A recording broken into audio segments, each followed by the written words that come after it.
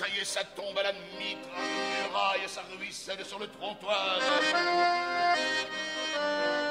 Voici que saigne la ferraille, que s'étouffent les encensoirs. Les vignes rouges qui se rongent et la boue qui nous éclabousse.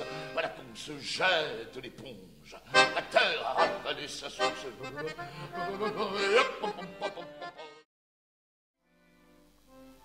Christian Pacou,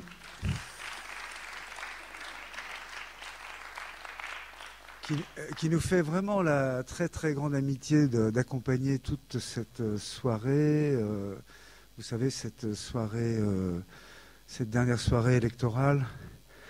Il y a quelque chose qui est oublié en permanence par nos amis politiques qui font métier de politique, et que cette chose, on a bien compris qu'elle leur était très difficile à appréhender, mais que s'ils ne se décident pas un jour à le faire, eh bien, ils ne pourront pas empêcher cette espèce de flux qu'on appelle ultralibéral ou comme on voudra, mais enfin qui est en train de s'abattre sur notre pays, mais pas seulement, bien sûr, sur la planète en fait, et qui a tendance, comme chacun le sait, à faire des êtres humains simplement des producteurs et des consommateurs et rien d'autre, quoi.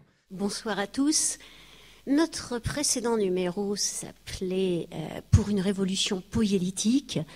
Et les amis qui nous font l'honneur et le plaisir d'être là ce soir, eh bien, ce sont des compagnons de longue date et ce sont des penseurs de la poésie et des poètes de la pensée, je crois qu'on peut le dire. Dans la forêt rose de mousse et la boue qui nous éclabousse, les caveaux nous fait dans la secousse. C'était en juillet sur la terre, il y a des années, lumière.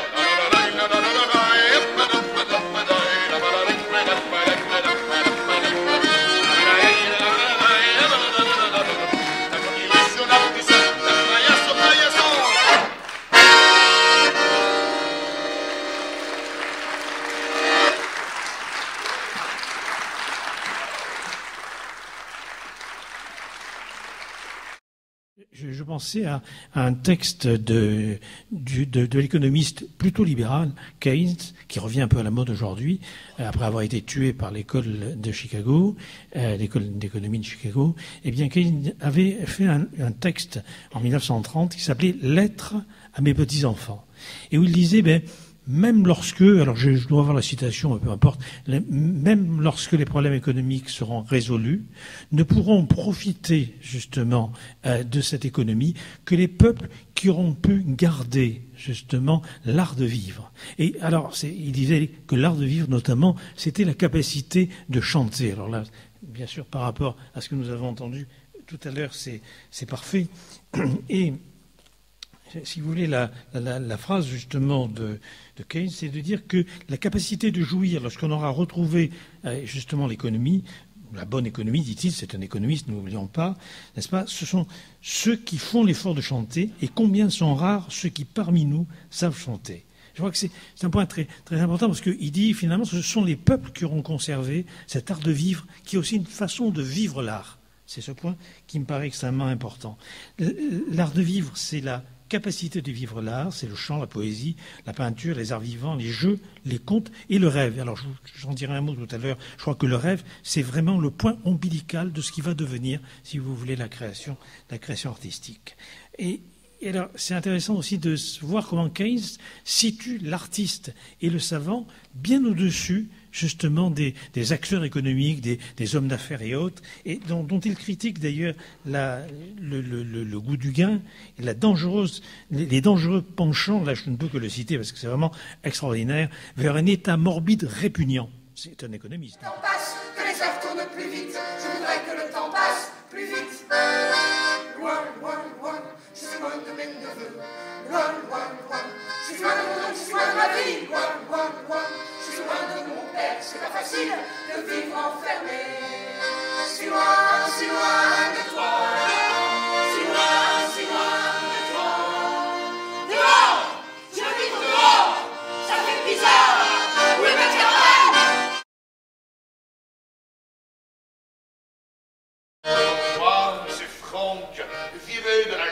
japonaise. J'alignais des zéros sur des comptes truqués, mais j'ai jamais su monter les mayonnaises, et depuis je vais pointer dans la cage d'escalier. Ah, c'est sale, et j'ai les plombs qui pètent. À nous là, monseigneur, monsieur le curé. Et quand c'est vide, bah, tirez les chevillettes et pétez les bobinettes dans les cages d'escalier. Ah, je veux l'amour et dit ton nom, qu'on l'entende, qu'on l'entende. Ah, je veux l'amour et dit ton nom, qu'on l'entende, avenue du Dragon. C'est Paul et Ben et Franck, Sam, c'est nous. Paul et Ben et Franck, Sam, c'est nous. Nous, c'est tout. C'est rien pour la bourgeoise. Mais quand ça pousse en bas, ça fait peur aux banquiers. Il y a des sous pour payer les ardoises. Et on est 80 dans la cage d'escalier. 80, c'est peu, mais ça commence. Ça fait des millions. Pas travailler. Pas devant. Le nez dans vos finances. On va te faire péter dans les cages d'escalier. Ah, je veux l'amour et dis ton nom. On l'entend, on l'entend. Ah, je veux l'amour et dis ton nom.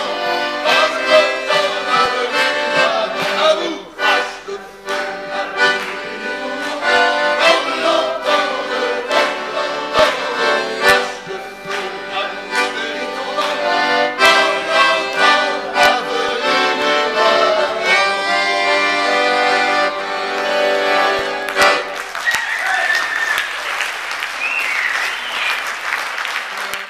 Super.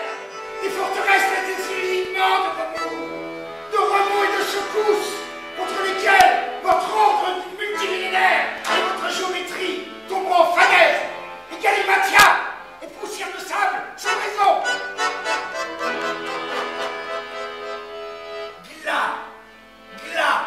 Glas sur nous tous. Néant sur les vivants.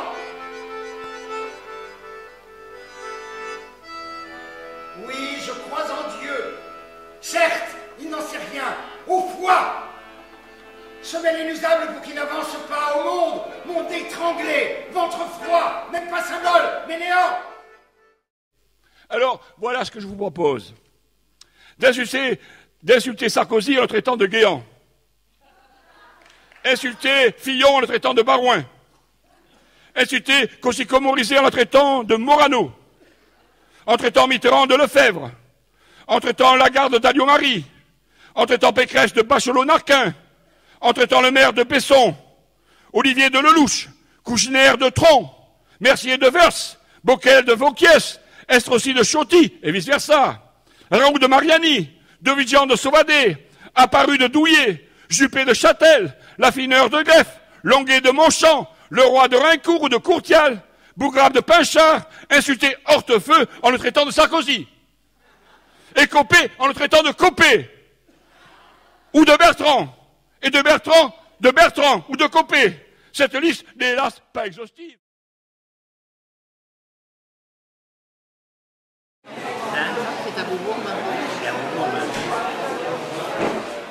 Allons, je termine en pensant à trois choses. À Sarajevo, aux têtes raides, et à Peggy, à Sarajevo, où j'ai connu, pendant la guerre, un homme fabuleux, Predrag Matvejevic. Et il m'a dit, dans une intervention, « Nous avons tous un héritage et nous devons le défendre. Mais dans un même mouvement, nous devons nous en défendre. Autrement, nous aurions des retards d'avenir. Nous serions inaccomplis. » Et là, je l'ai coupé et lui ai dit, « Tu sais peut-être que René Char a dit, l'inaccompli bourdonne d'essentiel.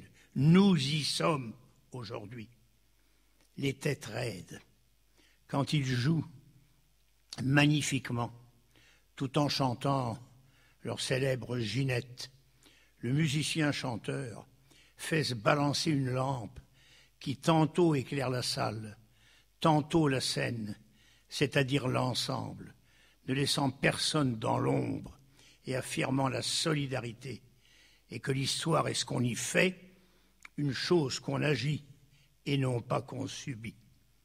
Et pour finir, Peggy, je n'aime pas les gens qui réclament la victoire et qui ne font rien pour l'obtenir. Je les trouve impolis. Alors je salue la politesse de votre assemblée et je vous dis ce que j'ai dans le cœur et dans l'esprit. Ayez des excès de courtoisie.